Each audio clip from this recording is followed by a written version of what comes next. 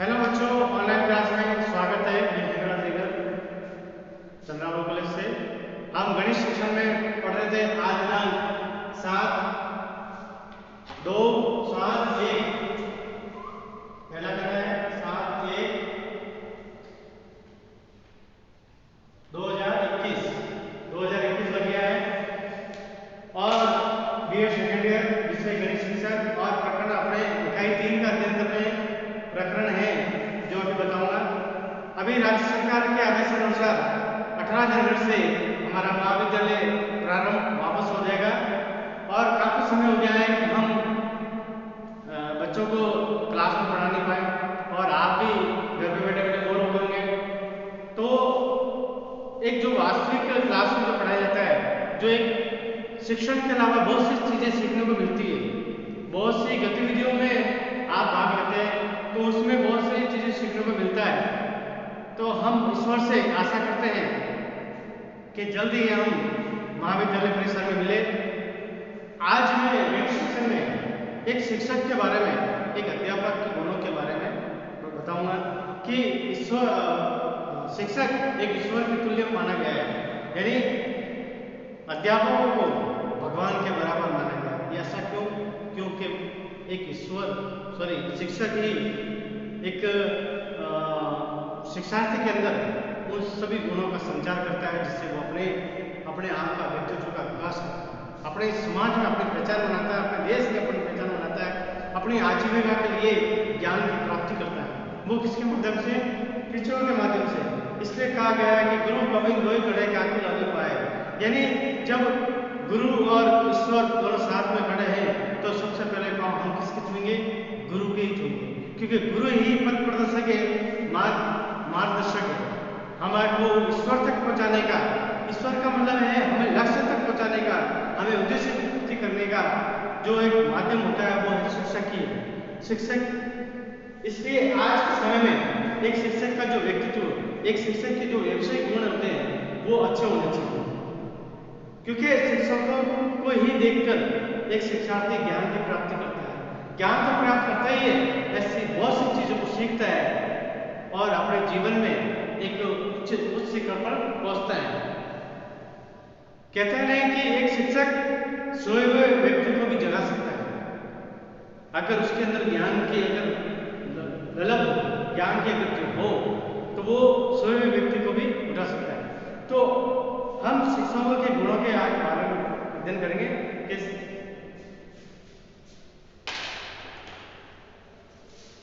गणित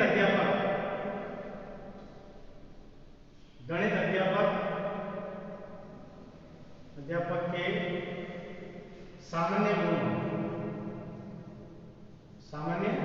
गुण।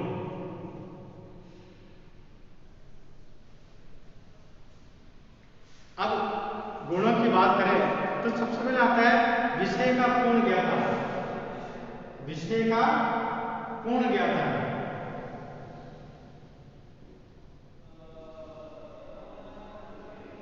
जो भी विषय पढ़ाता है, एक शिक्षक अपने क्लास में जो भी विषय पढ़ाता है उस विषय का पूर्ण ज्ञाता होना चाहिए। जब वो पढ़ाने जाए तो हर बच्चे के प्रश्नों का उत्तर वो दे सके, हर बच्चे की जिज्ञासा को वो दूर कर सके, उनकी इच्छाओं को वो दूर कर सके, हर प्रश्न का उत्तर दे सके और जो भी वो विषय वस्तु पढ़ा रहा है उसका संपूर्ण ज्ञान देगा। संपूर्ण ज्ञान देगा तभी तो शिक्षार्थी आगे बढ़ेंगे। अधूरा ज्ञान हमेशा असफलता ही देता है। इसलिए जो भी विषय पढ़ा रहे, चाहे संस्कृत पढ़ाओ, चाहे हिंदी पढ़ाओ, चाहे गणित पढ़ाओ, उस विषय के बारे में उसको पूरा विषय मतलब ज्ञान होना चाहिए, संपूर्ण ज्ञान होना चाहिए। और गणित विषय तो ऐसा है कि बिना ज्ञान नहीं आपके पास तो आप गणित विषय पढ़ा ही नहीं सकते, क्योंकि गणित में फैक्ट चलता है, सत्यता चलती है, एकदम विश्वसनीयता चलती है और वस्तुनिष्ठता चलती है। उसका अध्ययन ही पर्याप्त नहीं, आपको गणित की प्रत्येक विषय वस्तु का पूर्ण अध्ययन करना आवश्यक है, जिससे कि वह गणित की सभी शाखाओं का सहसंबंध स्थापित करते हुए शिक्षण करा सके। यानी सभी विषय वस्तु का ज्ञान होना जरूरी है। गणित के अध्यापक को गणित के इतिहास इतिहास की भी जानकारी आवश्यक है। गणित की खोज संबंधी घटनाओं का भी ज्ञान होना चाहिए। गणित के तथ्यों सिद्धांतों आदि की खोज करने के में गणितज्ञों ने कितनी कठिनाइयों और अनुभव किए, किस प्रकार उन्होंने उस विषय का विकास किया है आदि की जानकारी होनी चाहिए। कि गणित के क्षेत्र में महान पुरुषों ने, महान व्यक्तियों ने क्या क्या योगदान दिया, उन सभी की जानकारी अपने शिक्षार्थी को होनी चाहिए और पढ़ने वालों को होनी चाहिए। उसके बाद है तर्क शक्ति। दूसरा है तर्क शक्ति।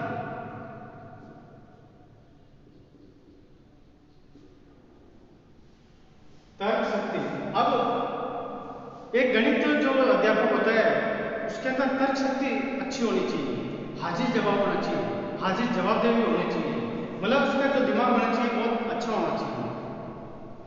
गणित के अध्यापक में तर्क शक्ति तथा तीव्र शीघ्र निर्णय लेने की शक्ति का होना अनिवार्य है। गणित में प्रत्येक पद पर तर्क विचार करने की आवश्यकता होती है। गणित के अध्यापकों को बिना तर्क की कसौटी पर फंसे हुए किसी के विचार अथवा अन्य बातों को स्वीकार नहीं करना चाहिए। जब तक अगर उस बात का, उस प्रश्न का निष्कर्ष नहीं निकलता है तब तक वो गणित का जो विषय अध्यापक है वो किसी भी बात पर विश्वास नहीं कर सकता है। क्योंकि गणित ये सिखाती है कि जो सत्य है वही मान्य है, वही सच है, जो मतलब फैक्ट है वही सच है। ये और फिर ये तीसरा वैज्ञानिक दृष्टिकोण। तीसरा क्या है? वैज्ञानिक दृष्टिकोण।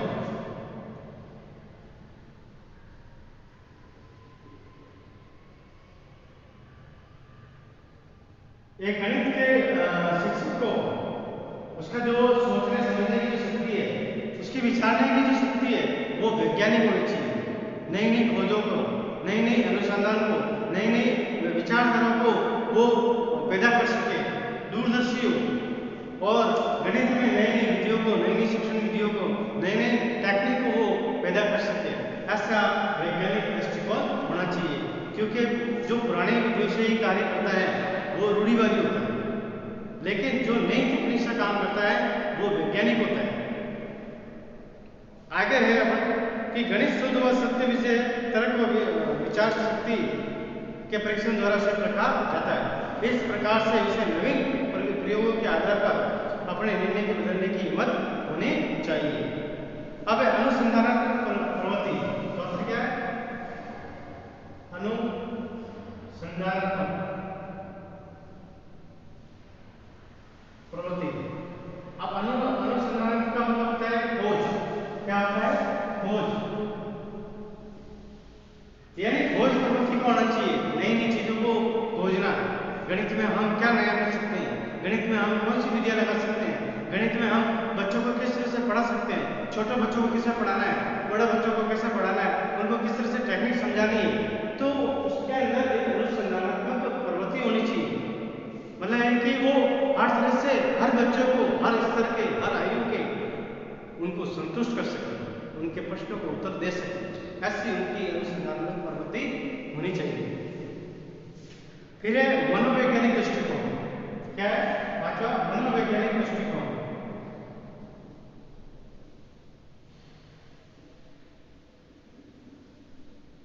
मनोवैज्ञानिक दृष्टिकोण। मनोवैज्ञानिक यानी साइकोलॉजिकल, उनका जो दृष्टिकोण होना चाहिए वो साइकोलॉजिकल होना चाहिए।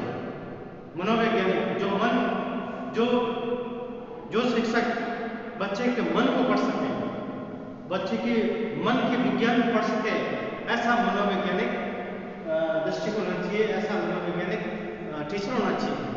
आज टीचर होना ही कोई बड़ी बात नहीं है, लेकिन एक मनोवैज्ञानिक टीचर, अब मनोवैज्ञानिक टीचर क्या होता है कि जैसे हम क्लास से पढ़ा रहे हैं, अब क्लास जब टीचर पढ़ा रहा है तब तक वो पढ़ा रहा है, तब तक वो अपना वर्ग समझेगा कि मेरे को इस वर्ग का मतलब सॉरी कार्य का वेतन मिलता है, गवर्नमेंट हमको पैसा देती है, तो मुझे ये पाठ पढ़ाना है, मुझे ये काम करना है।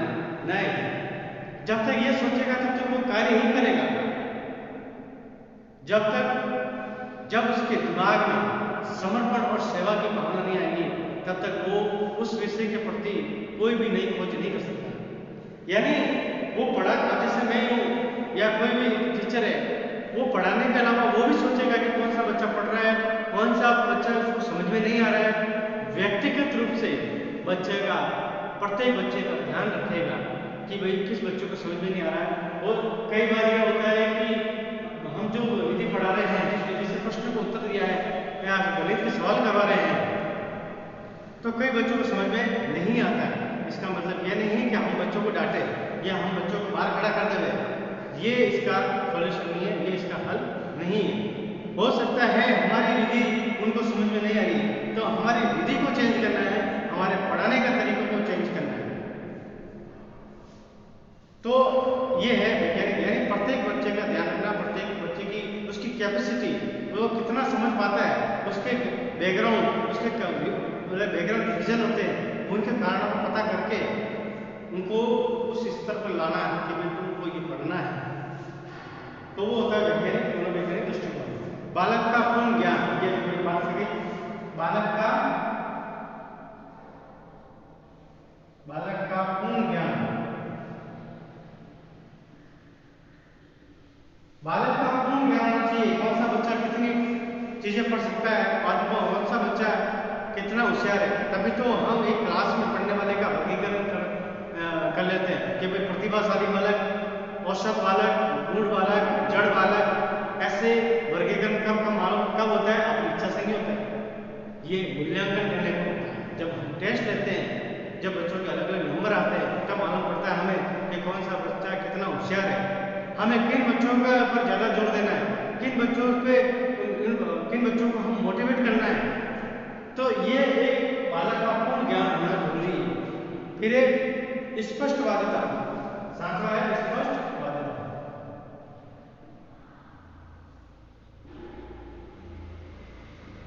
स्पष्टवादिता, जो भी आप पढ़ रहे हो वो स्पष्ट होना चाहिए, संशय वाला नहीं होना चाहिए, संदेह वाला नहीं होना चाहिए।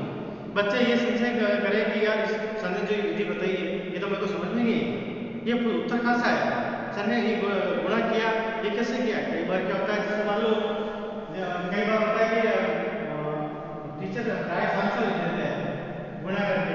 अब वो कई बार बच्चे ये कंफ्यूजन होता है कि ये आया कहाँ से, ये आया कहाँ से। तो मैं ये समझता हूँ कि स्पष्ट, एक टीचर को स्पष्टवादिता होना चाहिए, हर चीज एक एक चीज को बताने वाला होना चाहिए। फिर उसके बाद में विषय में पूर्ण रुचि, विषय में पूर्ण रुचि, विषय जो भी पढ़ा रहे हैं, जैसे गणित पढ़ा रहे हैं, विषय में पूर्ण रुचि, उसी टीचर को पढ़ाने का मजा आएगा जिसको पढ़ने में, वो पढ़ाने में रुचि। जो व्यक्ति पढ़ता है वो अच्छा पढ़ा सकता है, जिसको पढ़ने में अच्छी रुचि है वो अच्छे से अच्छे शिक्षार्थी को उसके अंदर रुचि पैदा कर सकता है।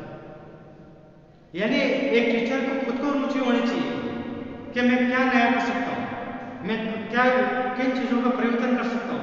जब तक वो अपने अंदर रुचियों को या रुचि को जागृत नहीं करेगा, तब तक वो किसी भी बालक को पढ़ने के लिए रुचि जागृत नहीं कर सकता है, पढ़ने के लिए उनको हाथों या पढ़ने के लिए तैयार नहीं कर सकता है।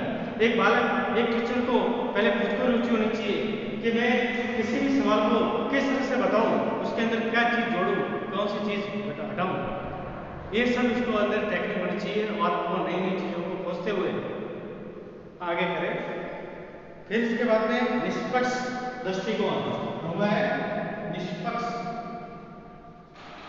दृष्टिकोण। उसका दृष्टिकोण कैसा होना चाहिए?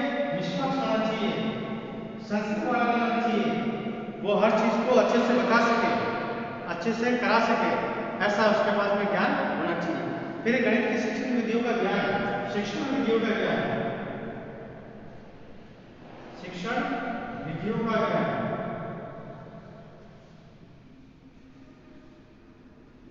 एक गणित शिक्षण को सभी शिक्षण विधियों का ज्ञान होना चाहिए।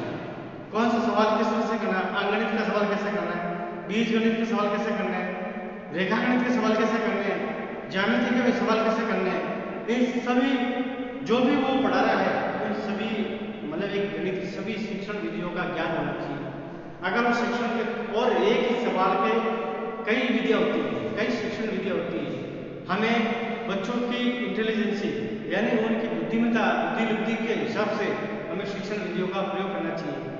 ऐसा नहीं है कि हम पहली क्लास में पढ़ा रहे तो हम कॉलेज लेवल की शिक्षण विधि यूज करेंगे, और कॉलेज लेवल पर पढ़ा रहे हैं तो हम पहली क्लास की शिक्षण विधि यूज करेंगे।